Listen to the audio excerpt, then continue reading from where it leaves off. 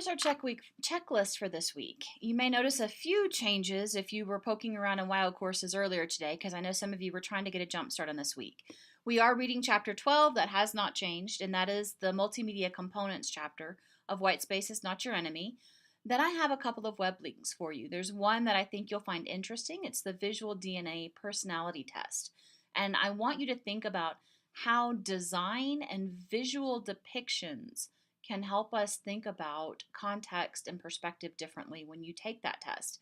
If you're willing to share what your results were, feel free to pop over to the open topic and share that over there.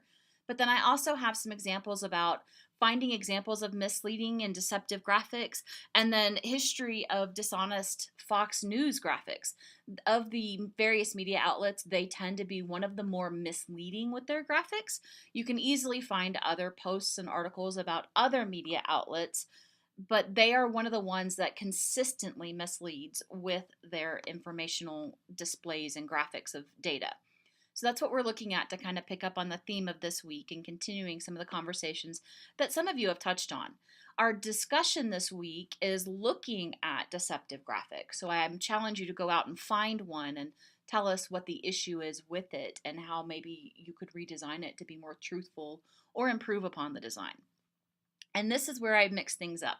I moved our critiques of the visuals to next week. This is because we did have a few students who needed medical extensions for their assignments this week. And of course, I'm happy to grant those. But as we found with the last critiques, that then created a backlog and a jam up because peers depend on these.